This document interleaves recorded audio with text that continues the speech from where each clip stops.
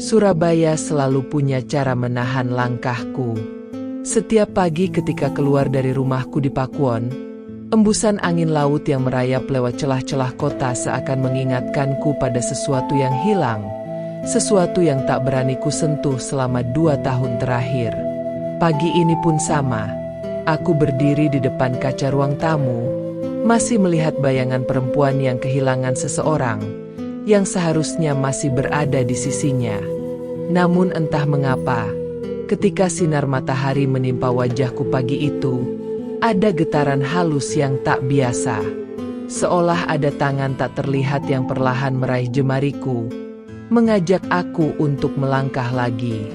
Bukan melupakan, tapi membiarkan hatiku bernafas sedikit lebih lega.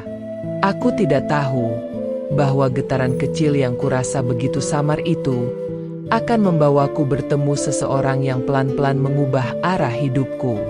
Hari itu aku bertugas di IGD Ciputra Hospital di Sambikrep, Surabaya Barat.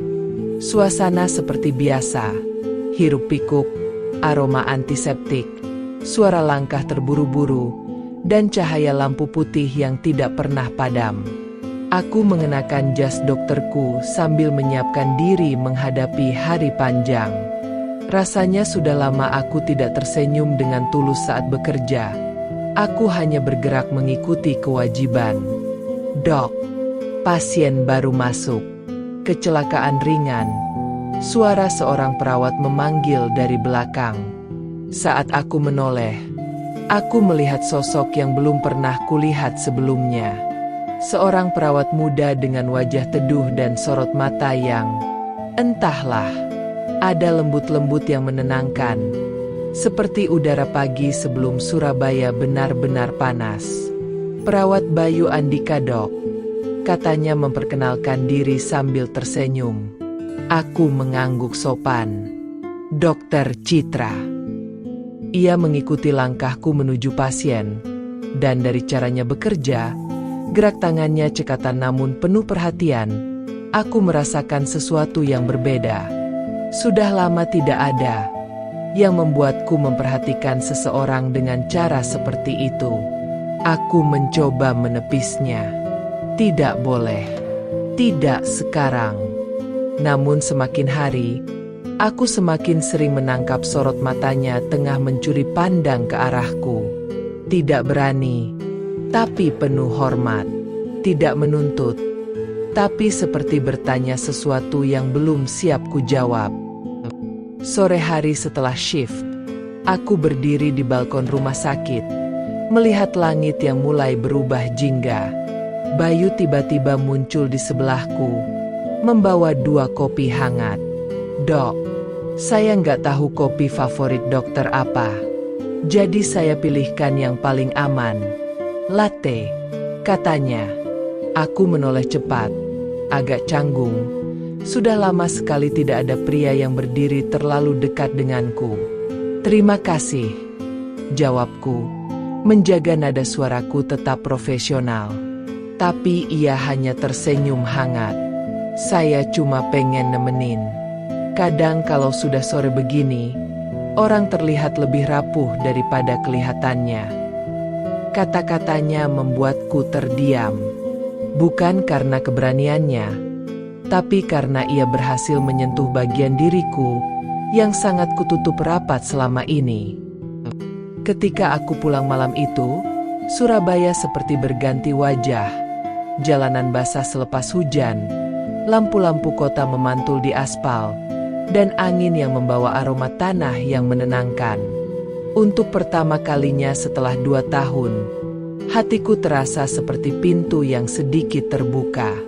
Bukan karena aku ingin, tapi karena seseorang bernama Bayu Andika mengetuknya dengan cara yang begitu pelan, begitu sabar, hingga aku tak sanggup menolak sepenuhnya. Sudah 2 minggu sejak aku mengenal Bayu. Ada ritme baru yang muncul dalam keseharianku, ritme lembut yang tidak pernah kurencanakan. Keberadaannya di rumah sakit seperti angin sore dari arah barat, tidak pernah keras, tapi selalu terasa. Aku sering pura-pura tidak memperhatikan, padahal diam-diam aku menunggu langkahnya mendekat. Setiap kali ia datang membawa berkas pasien.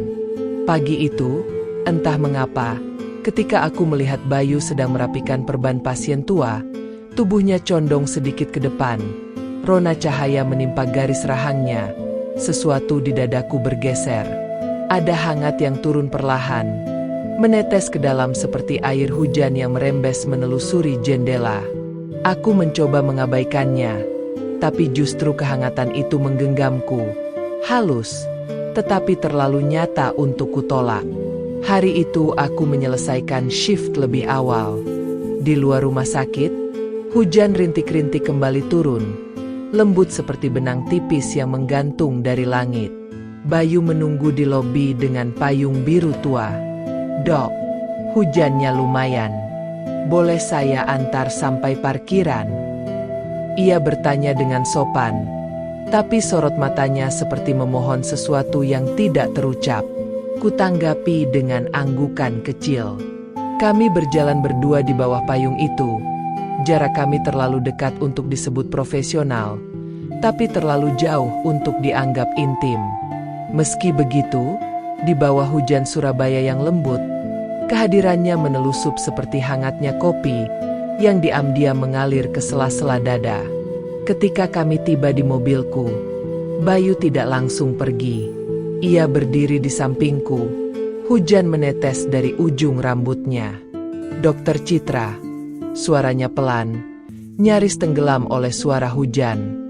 Aku menoleh, dan saat itu angin membawa aroma tubuhnya yang lembut, perpaduan wangi sabun kerja dan sedikit keringat yang jujur. Wangi yang, entah mengapa membuatku sulit bernapas. Ada jarak sekecil bisikan di antara kami, dan aku sadar, sesuatu sedang berubah. Malam itu, aku tidak langsung pulang. Aku hanya duduk di mobil, menatap hujan yang memukul kaca depan. Ingatanku berjalan sendiri, ke masa lalu, ke suamiku, ke luka-luka yang tak pernah benar-benar kering. Tapi entah mengapa, wajah Bayu muncul menembus kabut itu. Perasaan itu tidak seharusnya muncul. Aku menolaknya. Aku menyangkalnya.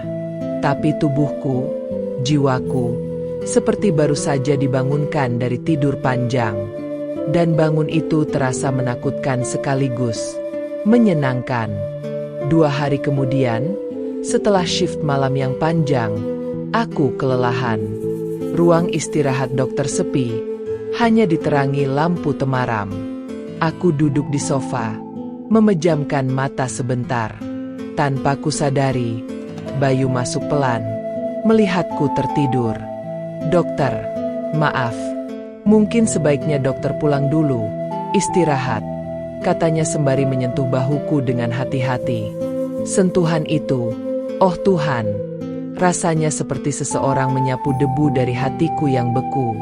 Pelan, membuatku mengingat caranya bernapas. Setelah sekian lama menahan, aku membuka mata. Wajahnya hanya sejengkal dari wajahku. "Bayu," suaraku serak. Ia menelan ludah, seolah menahan sesuatu yang ingin keluar dari dadanya. "Dok, kalau dokter butuh tempat bersandar, saya siap. Bukan sebagai perawat, bukan sebagai bawahan, tapi sebagai seseorang yang peduli." Dan saat itu, aku berhenti berpikir sebagai dokter. Aku hanya seorang perempuan yang terlalu lama ketakutan untuk merasakan sesuatu. Aku memegang pergelangan tangannya. Pelan, sentuhan itu membuat seluruh tubuhku seperti rangkaian nada yang dipetik sekali, lalu bergema panjang. Ia mendekat, sangat dekat, hingga aku bisa merasakan hangat napasnya di kulitku. Bayu tidak menyentuh lebih dari itu, hanya wajahnya yang perlahan menempel di rambutku, memberikan kehangatan yang membanjir, seperti mata air yang baru ditemukan. Dan aku membiarkannya. Karena untuk pertama kalinya sejak kehilangan suamiku, aku ingin merasakan hidup lagi. Malam itu aku pulang dengan langkah yang berbeda, tidak sepenuhnya ringan, tetapi tidak lagi terpaut pada masa lalu.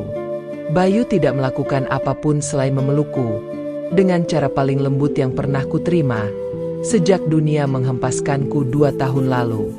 Namun pelukan itu, entah bagaimana, meninggalkan jejak hangat yang merayap hingga ke relung terdalam tubuhku, seakan mengingatkan bahwa di balik semua luka, masih ada ruang dalam diriku yang bisa disentuh, dan Bayu sudah menemukan pintunya. Ada sesuatu yang berubah sejak malam itu. Setiap kali melihat Bayu melewati lorong rumah sakit, jantungku seperti mempunyai degup kedua, lebih halus, lebih cepat, lebih mengalir ke seluruh tubuh. Aku merasa seperti permukaan air yang baru saja disentuh angin.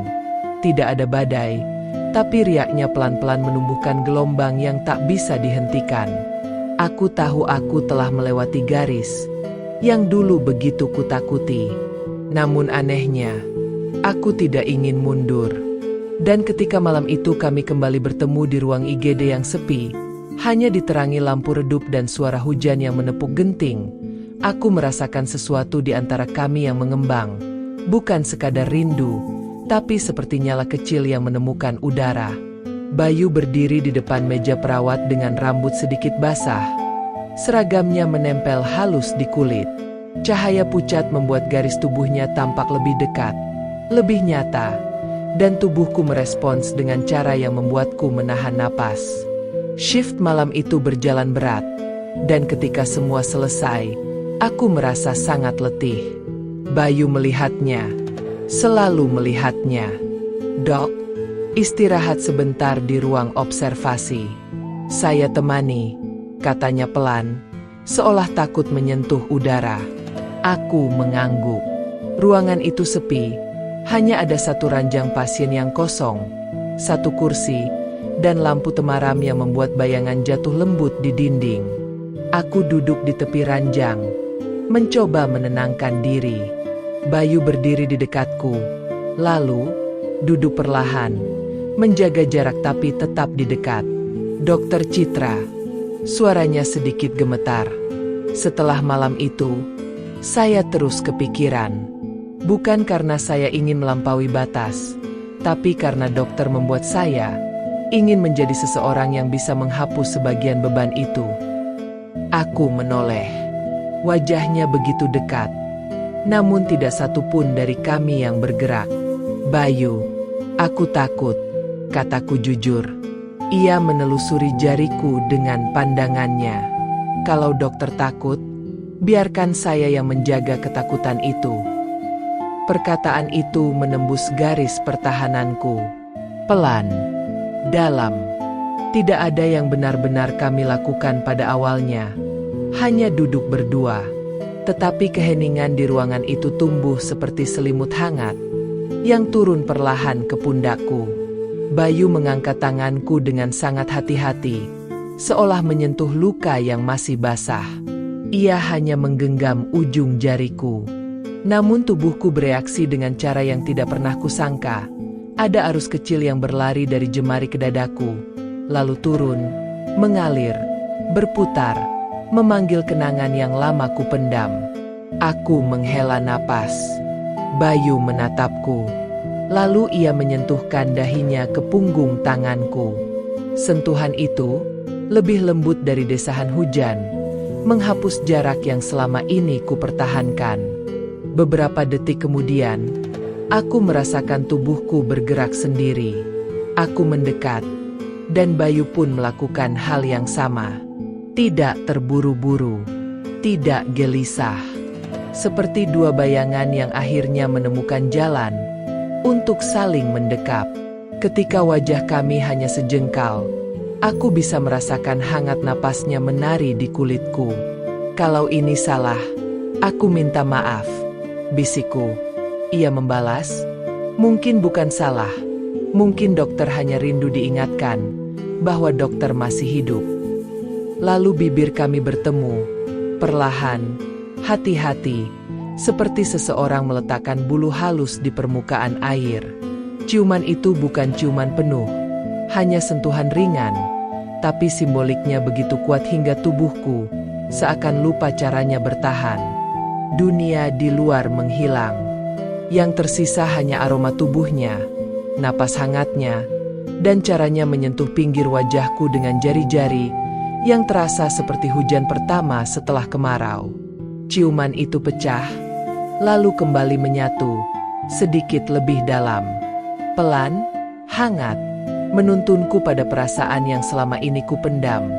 Rindu disentuh, rindu didengarkan, rindu dicintai tanpa diminta.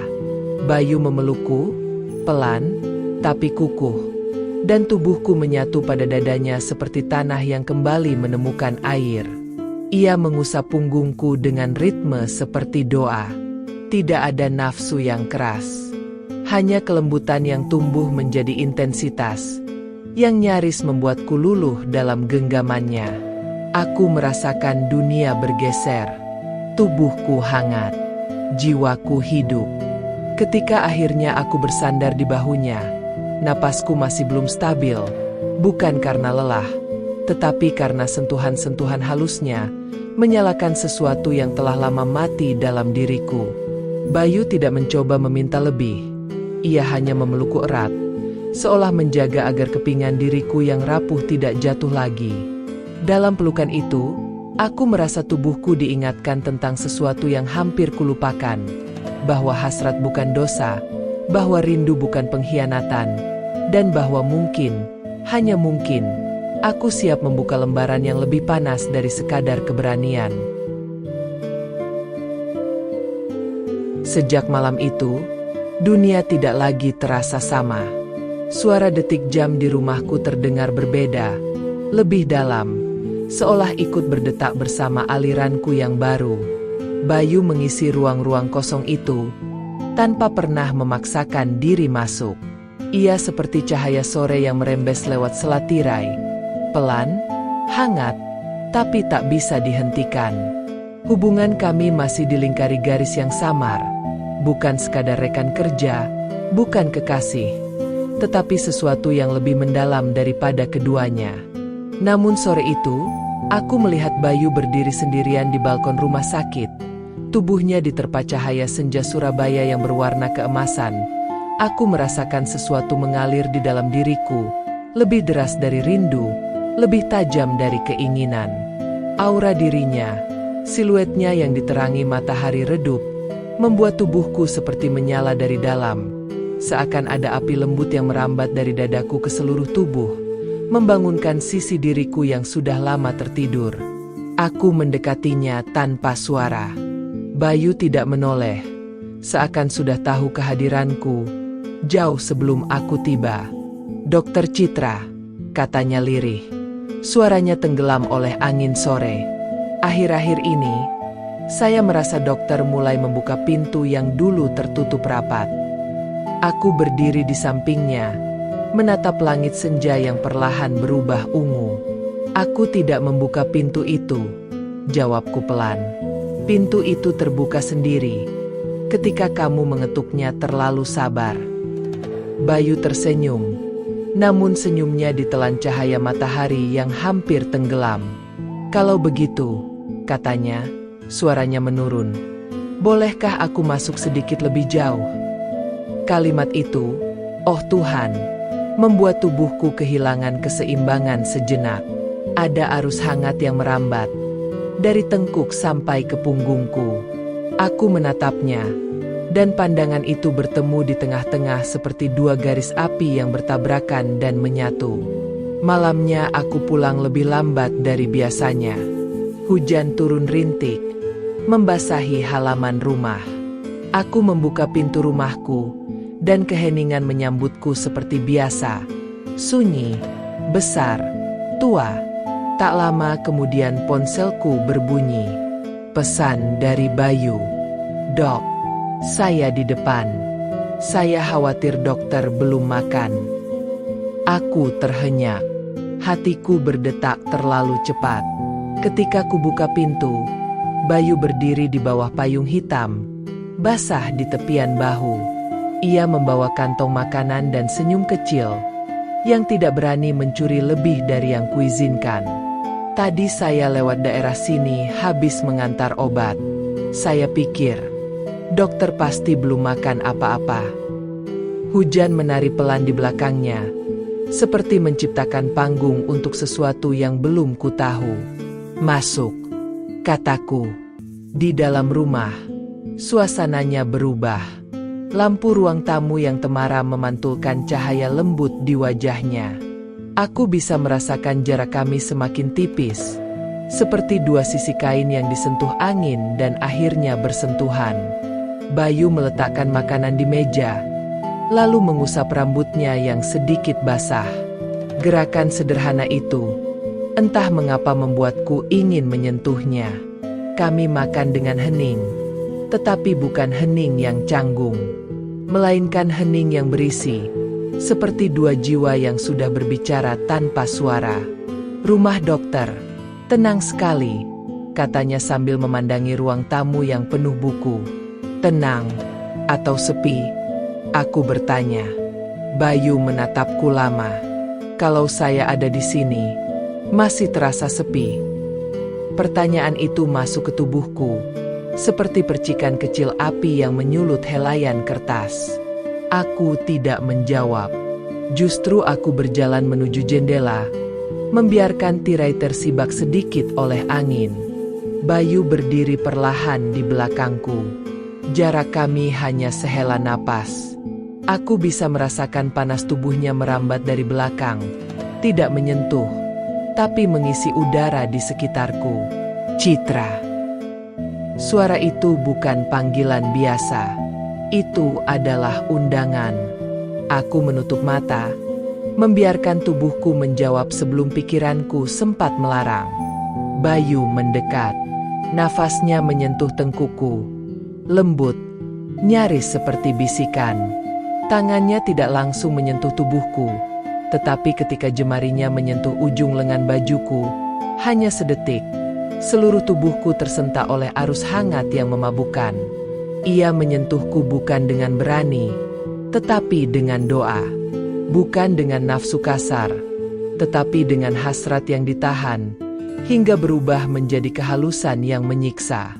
Dan aku membiarkan sentuhan itu turun perlahan, simbolik, lembut, namun setiap pergerakannya seperti menyalakan lilin-lilin kecil di dalam tubuhku. Lilin yang meneteskan panas, menyalakan ruang-ruang yang selama ini terkunci. Aku memutar tubuhku. Wajah kami begitu dekat. Bayu, bisikku. Ia tak menjawab, hanya menyentuh sisi wajahku dengan punggung jarinya. Sentuhan yang begitu halus, namun membuat lututku hampir kehilangan kekuatan. Lalu ia mencondongkan tubuh, dan bibir kami bertemu. Tidak terburu-buru, tidak rakus, namun lebih dalam dari apapun sebelumnya. Ciuman itu seperti hujan deras yang menimpa tanah kering, meledak pelan, meresap cepat, lalu membuat segalanya hidup kembali. Tangannya bergerak ke pinggangku, tidak menawan, tapi memandu. Tubuhku mengikuti tanpa perlawanan, seperti daun yang akhirnya menyerah pada arus sungai yang sejak tadi memanggilnya. Ciuman itu memanjang, mendalam, intens, seperti dua arus yang akhirnya menemukan muara yang sama. Dan ketika akhirnya kami berhenti hanya untuk bernapas, dahiku menyentuh dadanya. Tubuhku masih gemetar oleh gelombang halus yang tidak mampu kutahan. Bayu memelukku dari belakang, menangkupkan tubuhku dalam kehangatannya, dan saat itu aku tahu, bukan hanya tubuhku yang terjaga, tetapi juga hatiku, yang kini terbakar oleh api lembut yang lahir dari seseorang yang mengetuk dengan sabar, lalu masuk dengan penghormatan, dan kini menyalakan ruang terdalam diriku, dengan hasrat yang semakin sulit dihentikan. Setelah kejadian itu, rumahku tidak lagi terasa seperti ruang kosong yang penuh gema. Setiap dindingnya seolah menyimpan sisa hangat sentuhan Bayu. Setiap bayang lampu seakan menyimpan garis wajahnya. Malam itu, Surabaya terasa lebih sunyi dari biasanya. Sunyi yang bukan dingin, tetapi seperti menunggu sesuatu terjadi dengan sabar. Aku tidak tahu bagaimana Bayu memahami sinyal-sinyal halus di dalam diriku. Mungkin dari caraku memandangnya, dari helaan napasku yang sedikit berubah, atau dari diamku yang kini bukan lagi penolakan, tetapi undangan pelan. Ketika Bayu kembali berdiri di ruang tamuku malam itu, dengan baju kasual sederhana, rambut sedikit berantakan, dan sorot mata yang lebih hangat dari cahaya lampu, aku merasakan tubuhku seolah terbuka oleh sesuatu yang tak terlihat. Ada getaran di udara, sebuah tarikan yang tak bisa kuabaikan. Seolah seluruh tubuhku berkata tanpa suara, aku tidak lagi ingin bersembunyi, datanglah lebih dekat. Kami duduk berhadapan di sofa, tapi jarak itu hanya sekadar formalitas. Bayu menatapku lama, seakan memastikan bahwa semua yang terjadi nanti benar-benar kehendakku, bukan sisa dari kesepian. Citra. Nada suaranya seperti angin malam yang mengusap permukaan air, halus tapi membuat seluruh permukaan bergetar. Aku menjawab pelan, aku tidak ingin sendiri malam ini. Kalimat itu membuat Bayu terdiam sejenak. Lalu ia mendekat dengan langkah yang penuh kehati-hatian, seolah mendekati sesuatu yang rapuh, tapi sangat ia rindukan. Ia duduk di sampingku, lalu menatapku, menunggu. Aku yang lebih dulu bergerak. Tanganku menyentuh wajahnya. Bukan gerakan berani, tetapi gerakan seorang wanita yang akhirnya berhenti melarikan diri dari dirinya sendiri. Bayu menutup matanya ketika kusap pipinya. Dan pada saat itu, aku melihat seorang pria yang tidak sedang mengejarku, tetapi sedang menunggu aku memilihnya. Aku menarik napas dalam lalu mendekat. Bibirku menyentuh bibirnya. Hangat, dalam, tidak lagi ragu. Ciuman itu memanjang, membenam, melelehkan dinding-dinding yang kubangun bertahun-tahun. Ada kekuatan lembut di dalamnya, seperti ombak malam yang naik perlahan, menyapu pasir tanpa meninggalkan luka. Sentuhannya berpindah dari wajahku ke rambutku, lalu ke belakang leherku, tidak menuntut, tetapi seperti memandu tubuhku menemukan iramanya sendiri. Aku membalasnya. Untuk pertama kalinya, tanpa menahan apapun. Ciuman kami berpindah dari sofa ke ruang yang lebih tenang, ruang tidurku. Lampunya redup, hanya menyisakan cahaya tipis yang menelusuri garis tubuh kami. Setiap langkah menuju ruangan itu, terasa seperti melewati batas yang tidak pernah kubayangkan akan kulintasi lagi. Namun anehnya, aku tidak takut. Tidak sedikit pun. Di depan pintu kamar, Bayu berhenti. Citra, kalau kamu belum siap. Aku menempelkan jemariku ke bibirnya, menghentikannya. Aku siap untuk malam yang kubiarkan kita miliki bersama. Ia menarik napas pelan, seolah kata-kataku menyentuh bagian terdalam dirinya. Di kamar, suasananya berubah menjadi lebih intim. Bayu memegang tanganku dan meletakkan di dadanya. Dengar, katanya. Jantungnya berdegup cepat, panas, jujur, tanpa topeng. Aku tidak ingin terburu-buru, bisiknya. Aku tersenyum lirih. Aku tidak meminta buru-buru. Aku hanya ingin merasa hidup. Dan malam itu, tubuh kami mulai berbicara dalam bahasa yang hanya dipahami oleh dua orang yang saling membuka diri sepenuhnya. Bayu menyentuhku dengan cara yang membuat waktu melambat. Setiap sentuhan seperti simbol, setiap tarikan napas seperti bait dalam puisi tubuh.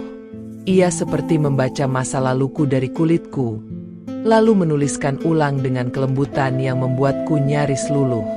Aku merasakan punggungku, pinggangku, dan tubuhku merespons dengan cara-cara yang halus namun intens, ibarat tirai yang perlahan terbuka, membiarkan cahaya baru masuk, cahaya yang menghangatkan dari dalam. Bayu menciumku lagi, kali ini lebih dalam, lebih lama, seolah menyalakan api yang tak lagi ingin padam. Gerakannya bukan nafsu kasar, melainkan ritme yang dibangun dari rasa sayang, rasa ingin melindungi, dan sesuatu yang lebih suci dari sekadar keinginan. Di tengah gelap yang lembut, tubuh kami bergerak mendekat, menyatu dalam simbol-simbol keintiman yang tidak perlu dijelaskan secara telanjang. Napas yang saling mencari, jemari yang saling mengunci, kulit yang saling menyalakan. Suara pelan yang lebih mirip doa daripada desahan kenikmatan dunia. Dan saat dunia menyempit hanya menjadi dua tubuh dan satu detak yang sama, aku tahu, aku tidak lagi sedang belajar melupakan masa lalu. Aku sedang belajar mencintai masa depan. Ketika akhirnya aku terbaring di dadanya, dengan jari-jarinya membelai rambutku pelan seperti embusan angin dini hari, aku tahu malam itu bukan tentang tubuh semata, melainkan tentang dua jiwa yang akhirnya bertemu di titik paling dalam. Di antara sisa hangat yang menempel di kulitku dan detak tenang dari dadanya, aku merasakan sesuatu tumbuh, bukan lagi bara, tetapi api yang menetap.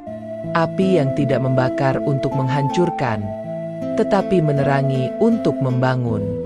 Dalam pelukan Bayu, aku merasa menjadi perempuan utuh yang selama ini hilang dari dirinya sendiri. Dan di tengah pekat malam Surabaya yang seolah ikut menahan napasnya, aku memeluk Bayu seerat mungkin, seolah seluruh badai hidupku akhirnya menemukan pelabuhan untuk pertama kalinya sejak kepergian suamiku. Aku tidak merasa hampa. Aku merasa pulang ke rumah hidupku. Saat fajar menyingkap tirai gelapnya, aku terbangun dengan napas Bayu yang hangat di leherku. Sejenak aku hanya memandangnya, menyadari betapa jauh aku telah melangkah dari perempuan yang dulu hidup dengan ketakutan, yang tak membiarkan siapapun masuk lagi. Tapi pagi itu, ada ketenangan baru di dadaku, semacam keyakinan lembut yang membuatku berani membayangkan masa depan tanpa rasa bersalah. Mata Bayu terbuka perlahan, dan senyuman kecil muncul di sudut bibirnya. Saat ia menyentuh pipiku, jemarinya terasa seperti matahari pertama dalam hidupku, setelah musim hujan berkepanjangan, hangat, meyakinkan, dan membuatku ingin percaya bahwa kuasa untuk bahagia bukanlah dosa. Kami menghabiskan pagi dengan sunyi yang nyaman. Tidak ada kata-kata besar, tidak ada janji muluk. Hanya aku, dia, dan detik-detik yang seolah digenggam lembut oleh waktu. Ada secangkir teh jahe, helai rambutku yang kusut, gelak kecil kami yang muncul dari hal-hal sepele. Anehnya, itu lebih menyembuhkan daripada semua terapi yang pernah kutempuh. Bayu kemudian berkata pelan, "Mbak, kita sudah terlalu jauh berjalan tanpa memastikan arah. Boleh aku menentukan niatku hari ini?" Aku terdiam. Niat apa? Ia menarik napas dalam. Aku ingin hidup membaik bersamamu, bukan hanya saling menambal luka. Aku ingin masa depan, bukan sekadar malam-malam penuh emosi. Kata-katanya seperti membuka pintu di dalam diriku, pintu yang selama ini tak berani kusentuh. 2 minggu kemudian, aku memberanikan diri mengunjungi ibu mertuaku. Wanita itu sudah seperti ibuku sendiri, sebelum suamiku Aditya Nugroho meninggal. Tetapi setelah tragedi itu, hubungan kami renggang dan canggung. Hari itu, aku duduk bersamanya di ruang tamu yang penuh kenangan. Tanganku sedikit gemetar. "Ibu," suaraku serak, "ada seseorang yang ingin dekat denganku." Ia menutup buku doanya, menatapku lama, dalam, seperti membaca halaman-halaman hidupku. "Citra," katanya lembut, "anak ibu sudah pergi. Bukan tugasmu untuk terus berkabung demi membuat dunia merasa nyaman. Kalau hatimu menemukan tempat berlindung baru, biarkan ia hidup lagi." Aku menunduk, menahan haru yang menggigil. "Apa? Ibu tidak marah?" Ia menggeleng pelan. Yang ibu inginkan hanya kamu bahagia. Aditya pasti ingin hal yang sama. Pelukan kami pecah dalam tangis, yang akhirnya terasa seperti melepaskan beban bertahun-tahun. Sedangkan sebulan kemudian, Bayu tidak datang membawa pesta besar atau cincin mahal. Ia datang ke rumahku pada sore yang sederhana, mengenakan kemeja putih, rambutnya disisir rapi, dan membawa setangkai melati putih, bunga kesukaanku sejak kecil. "Citra," katanya sambil menatapku dengan keberanian yang halus, "aku ingin mendampingi hidupmu, bukan mengisi kekosonganmu. Kalau kau mau, mari kita mulai hidup baru bersama." Aku menangis. Bukan karena terkejut, tetapi karena rasanya dunia tidak lagi sesempit dulu. Jawabanku hanya satu.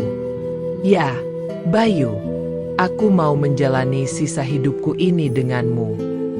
Kami mengadakan akad nikah kecil di sebuah masjid, yang jauhnya sepelemparan batu dengan rumahku di Pakuwon. Hanya keluarga dekat dan beberapa sahabat hadir. Tidak ada kemewahan, tetapi ada kehangatan yang cukup untuk membuat seluruh ruangan terasa seperti dada manusia yang sedang berdoa. Ketika Bayu menggenggam tanganku, jemarinya selaras dengan denyut nadi yang telah lama berusaha kutenangkan sendiri. Ia mengucap ijab kabul dengan suara yang mantap, tanpa ragu sedikit pun. Aku menunduk, menahan air mata yang akhirnya jatuh juga, bukan karena sedih, melainkan karena syukur yang merayap lembut ke seluruh tubuhku. Setelah acara usai, Bayu membawaku ke area taman kecil di samping masjid. Ia mendekat dan berbisik, "Mulai hari ini, bukan hanya hidupmu yang kembali, tapi hidupku juga." Dan ketika ia menarikku dalam pelukan, aku tahu, tidak ada lagi rasa bersalah, tidak ada lagi bayangan masa lalu yang mengintai setiap langkahku. Yang ada hanya kami berdua, dua hati yang sama-sama hancur, tetapi kini bersedia diperbaiki bersama. Dalam pelukan suamiku yang baru, di antara hembusan angin Surabaya yang hangat, aku akhirnya mengerti, cinta bukan pengganti, melainkan kelanjutan. Dan ketika kepalaku bersandar di dadanya, aku menyadari sesuatu yang lebih indah daripada melupakan masa lalu, yaitu menemukan seseorang yang berani menata masa depan bersamaku. Pada akhirnya, setiap manusia hanyalah pejalan yang mencari tempat pulang, bukan pada rumah beratap genteng, tetapi pada dada seseorang yang membuat kita merasa cukup, hanya dengan menjadi diri sendiri. Citra dan Bayu telah membuktikan bahwa cinta tidak mengenal peta waktu. Ia datang ketika kita nyaris menyerah, mengetuk ketika kita takut membuka pintu, dan tumbuh justru di antara luka yang pernah kita anggap mustahil sembuh. Kadang cinta bukan tentang menemukan yang sempurna, melainkan tentang menemukan seseorang yang mau duduk di sisi kita saat hidup ini retak, dan berkata, "Aku di sini, kita perbaiki bersama." Kadang cinta bukan tentang memulai dari nol, tetapi melanjutkan dari patah, tanpa tergesa, tanpa tuntutan, hanya dua hati yang bersedia belajar lagi. Dan jika ada yang patut direnungkan dari perjalanan ini, mungkin begini: cinta tidak pernah menanyakan usiamu, tidak pernah mengukur hartamu, tidak peduli pada warna kulitmu atau dari mana kau berasal. Ia hanya bertanya satu hal: apakah hatimu masih mau percaya? Jika iya, maka cinta akan membuka jalannya sendiri. Seperti Citra yang akhirnya menemukan kembali matahari. Setelah sekian lama hidup dalam bayang-bayang, kita pun memiliki kesempatan yang sama untuk sembuh, untuk berharap, dan untuk mencintai tanpa takut kehilangan diri lagi.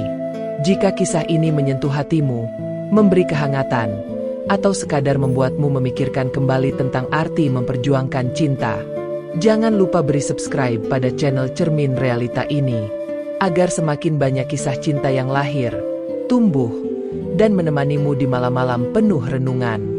Berikan like sebagai dukungan, karena satu sentuhan kecil darimu memberi tenaga besar untuk melanjutkan karya dan menghadirkan cerita yang lebih memikat lagi. Tinggalkan komentar di bawah. Sampaikan apa yang kau rasakan, pendapatmu, atau pengalamanmu. Siapa tahu, Renunganmu menjadi penyembuh bagi orang lain yang membacanya. Sebarkan cerita ini kepada saudara, sahabat, teman, dan kolega. Karena cinta adalah bahasa universal yang tak mengenal batas usia, status, ekonomi, warna kulit, atau kebangsaan. Mungkin saja seseorang di luar sana sedang membutuhkan pengingat bahwa mereka juga layak bahagia. Terima kasih telah mengikuti perjalanan cinta Citra dan Bayu. Semoga cinta selalu menemukan jalannya untuk menemuimu.